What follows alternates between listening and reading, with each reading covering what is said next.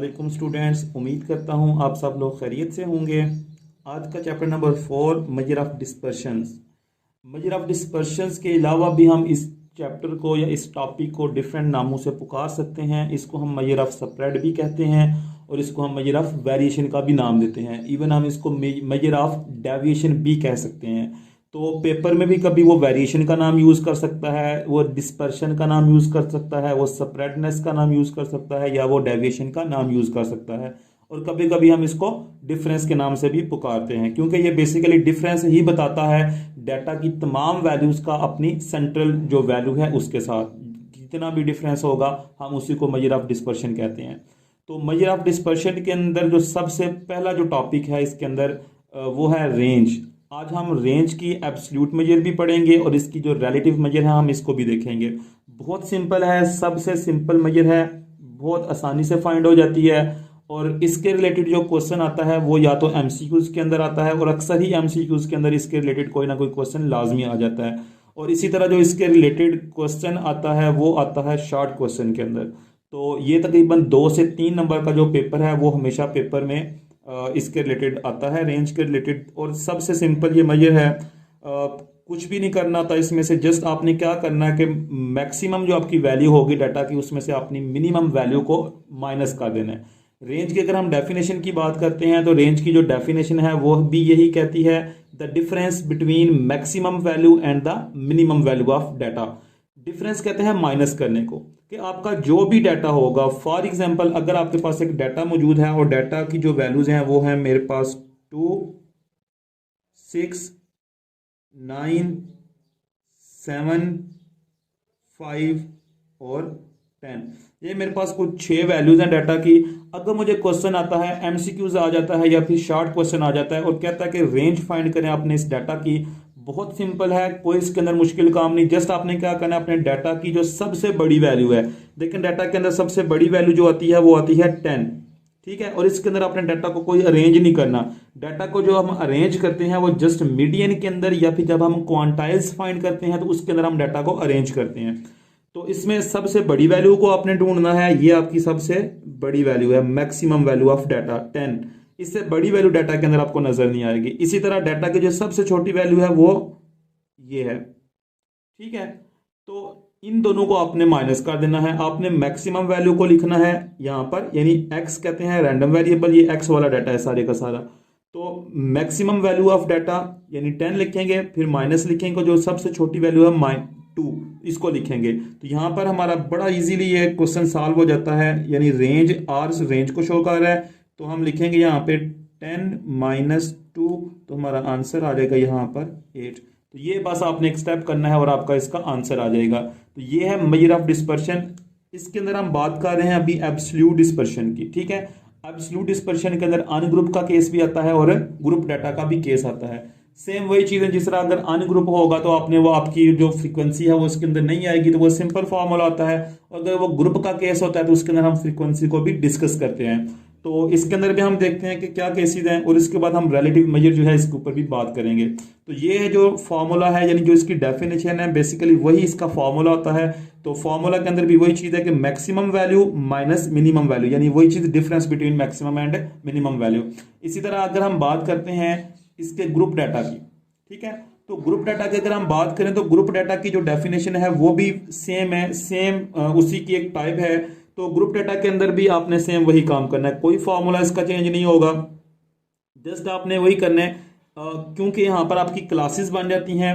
For example यहां पर मैं एक क्लास बना देता हूं, यहां पे आपकी फ्रीक्वेंसी आएगी, यहां पर आपकी क्लास आएगी। तो मेरे पास एक क्लास है अगर 0 से 5 तक, 5 से 10 तक, 10 से 15 तक और 15 से 20 तक। ये मेरे पास डाटा पड़ा हुआ है, इसकी फ्रीक्वेंसी 2, 3, 7, 5 ये चीज़ है। इसके 2 मेथड हैं, हम इसको 2 तरह से सॉल्व कर सकते हैं इस चीज़ को। एक मेथड तो ये है कि इसके अंदर वही जो आपने अनग्रुप का फॉर्मूला लगाया है कि मैक्सिमम वैल्यू जो है डाटा के अंदर, देखें सबसे बड़ी 20 वैल्यू है और सबसे जो छोटी वैल्यू है वो 0 है। तो आपने क्या करना है, वही काम कर 20 - 0 कर लेना है, तो आपका आंसर आ जाएगा, ठीक है। इसका एक दूसरा मेथड है, क्योंकि ये क्लासेस है, हमें पता नहीं होता कि इसके अंदर 20 वाली वैल्यू मौजूद है या नहीं। हमें इतना पता है 15 से लेके 20 के दरमियान 5 वैल्यूज पड़ी हैं, वो मे भी 16 16 16 और 16 हो सकती हैं, मे भी वो 16 17 16 17 18 हो सकती हैं। तो हमें कंफर्म नहीं होता कि 20 वाली वैल्यू मौजूद है या नहीं मौजूद। इतना पता है कि वो जो 20 तक वैल्यू है, यानी 15 से लेकर 20 तक वैल्यूज हैं, उधर तक आपकी 5 वैल्यूज पड़ी हैं। इसी तरह जो 0 से लेकर 5 तक है, इसके अंदर आपकी 2 वैल्यूज पड़ी हैं, और वो 2 वैल्यूज कुछ भी हो सकती हैं, लाजमी नहीं वो 0 भी हो और 5 हो, उसके दरमियान में कोई वैल्यू हो सकती है, वो पॉइंट में भी हो सकती है। एक तो इसका ये चीज है कि आप मैक्सिमम में से यानी 20 माइनस 0 कर लें, यानी मैक्सिमम वैल्यू, यहाँ पे जो छोटी क्लास है सबसे, उसकी जो छोटी वैल्यू होगी, ठीक है, उसको माइनस करें। लेकिन ये मेथड इतना जो है वो माना नहीं जाता, क्योंकि हमें वैल्यूज का कंफर्म पता नहीं होता। तो इसलिए हम क्या करते हैं, हम इनकी ना एवरेज ले लेते हैं। आपने क्या करना है, आपने मिड वैल्यू लेनी है लास्ट क्लास, यानी लास्ट क्लास का मतलब है सबसे बड़ी क्लास। देखें जो आपकी आखिरी क्लास होती है, क्योंकि डाटा जो है वो अरेंज होता है ऑलरेडी, जो आपका ग्रुप डाटा होता है, तो जो लास्ट क्लास है, लास्ट क्लास का मतलब है आपकी हाईएस्ट क्लास, इसका मिड ले लें, यानी आपने इसका एक्स फाइंड करना है। एक्स का कब फाइंड होगा, जब आप इसकी एवरेज लेंगे। तो अगर आप इसकी एवरेज लें 15 और 20 की, तो ये आपके पास आ जाएगा 17.5, और इस तरह अगर आप 0 और 5 की एवरेज लेते हैं तो ये आपके पास आ जाएगा 2.5। तो आपने एवरेज लेनी है, यानी मिड वैल्यू या फिर एवरेज वैल्यू कह रहे हैं, average value of last class minus mid value of first class. और फर्स्ट क्लास है जो आपकी, वो सबसे हमेशा छोटी होती है। तो जस्ट आपने ये करना है कि दोनों की एवरेज ले लेनी है, पहली और आखिरी क्लास की, दरमियान वाली की लेने की कोई जरूरत नहीं है। तो 17.5 आया इसका आंसर, 17.5 माइनस सबसे जो लोएस्ट क्लास है उसका मिड पॉइंट 2.5 माइनस कर दे तो इसका आंसर 15 आ जाएगा, ठीक है। और एवरेज क्यों लेते हैं, क्योंकि हमें एग्जैक्ट नहीं पता होता कि अंदर कौन कौन सी वैल्यूज पड़ी हैं।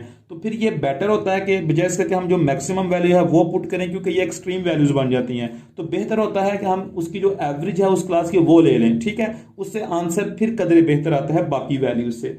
एक तो ये जो मेरिट्स हैं इसके इसके एडवांटेजेस क्या होते हैं रेंज के, वो एक तो ये है कि ये बहुत आसान होता है, और समझ लें बड़ी इजीली आप इसको फाइंड कर सकते हैं। लेकिन इसके साथ साथ इसके जो डिसएडवांटेजेस हैं या जो फिर डीमेरिट्स हैं, वो ये है कि ये तमाम की तमाम ऑब्जर्वेशन के ऊपर मुश्तमिल नहीं होता। फॉर एग्जाम्पल अगर आपने यहाँ पर डाटा देखा है, ये 2 से लेकर 10 तक है, तो आपने सिर्फ सबसे छोटी वैल्यू और सबसे बड़ी वैल्यू को इसके अंदर पुट किया, बाकी दरमियान वाली वैल्यूज को आपने डील नहीं किया। इसी तरह आपने यहां पर भी सेम काम किया है, सबसे छोटी क्लास और सबसे बड़ी क्लास को डील किया है, दरमियान वाली क्लासेस को आप डील नहीं कर सकते। तो इसलिए हम इसके ऊपर इतना वो भरोसा नहीं कर सकते।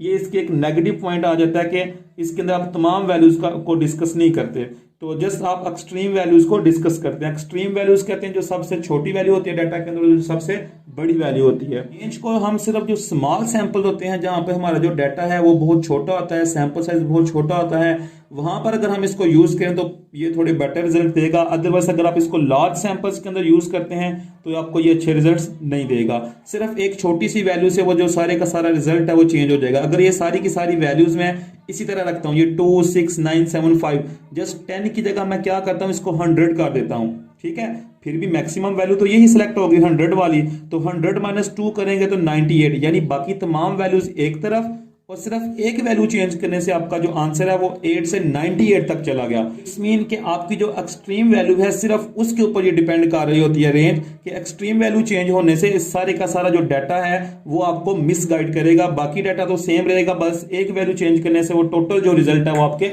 उल्टा आ सकता है।